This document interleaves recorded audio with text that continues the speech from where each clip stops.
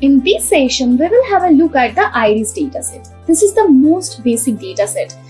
You can use this dataset if you want to learn machine learning and if you want to make your first project with this machine learning techniques, right? So let's get started. So what is the history of IRIS dataset? The IRIS flower dataset or Fisher's IRIS dataset is a multivariate dataset introduced by the British statistician and biologist Ronald Fisher in his 1936 paper. The use of multiple measurements in taxonomic problems as an example of linear discriminant analysis. It is a historical dataset and was one of the first for multivariate data analysis. So this is the history of IRIS dataset, how it's actually came into the picture. So now we will have a look at what we have in this dataset. So the datasets consist of 50 samples, and these 50 samples have Iris setosa, Iris virginica and Iris versicolor. This is a 3 different type of iris flower, right? Now we have 4 features in this dataset for each of them. So every one we have that like from the samples. Then based on the combination of these 4 features, Fishers develop a linear discriminant model to distinguish the species from each other. Right, so these are the 3 pieces we have, and they give some features. Based on that features, we need to understand that flower is belong to which species. Right, now we will have a look at the types of iris flower. So we have setosa, we have virginica, we have versicolor. Right, now we will have a look at what is the percentage of each types of iris in the dataset.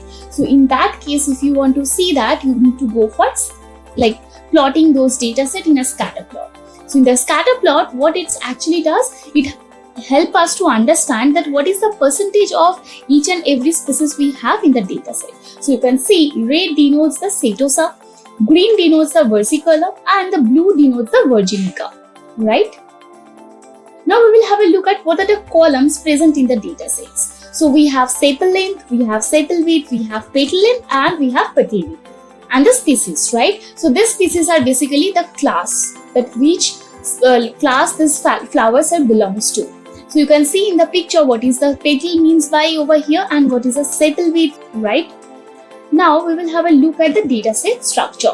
So in the dataset you can see we have the instances and the observations. Okay, so we have sepal length, we have sepal width, we have petal length, petal width, and class level. And these class levels are setosa, versicolor, and virginica, right? And this sepal length, sepal width, petal width are the features. Based on these features, we need to understand the class.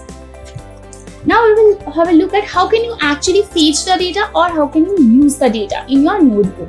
So in the scikit-learn library, we all know scikit-learn is one of the most popular library for the machine learning algorithms.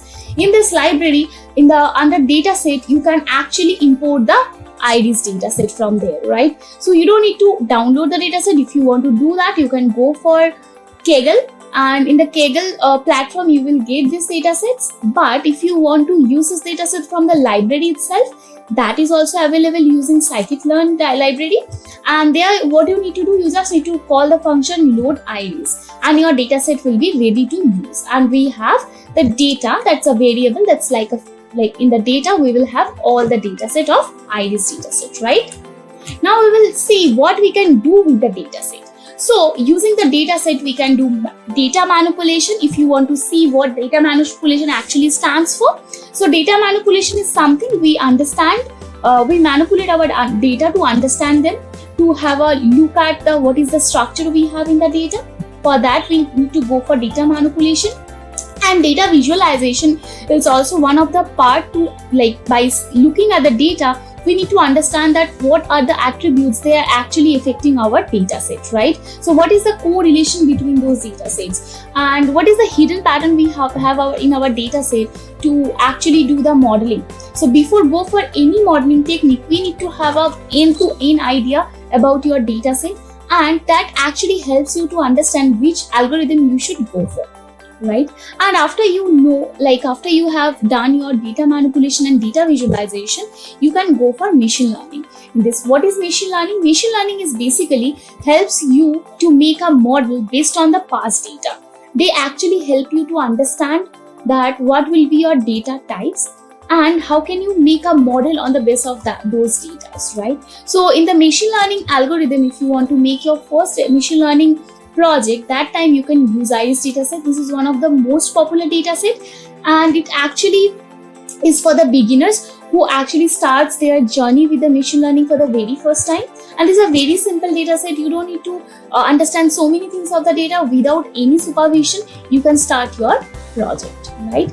And you can do the linear regression cases, you can do the logistic regression algorithms. This is all the part of machine learning. So in machine learning, we have three types, that is unsupervised learning, supervised learning, and reinforcement learning. So after you learn machine learning, or if you start with machine learning, yes, this is the data set you can go for. Thank you so much. I just want to inform you that Great Learning has came up with a brilliant idea, that is Great Learning Academy platform, where you will get almost 80 plus free courses, and after complete your course, you can claim your certificate as well, right? And if you want to do these courses in the mobile application, that is also possible using Great Learning app. Thank you so much.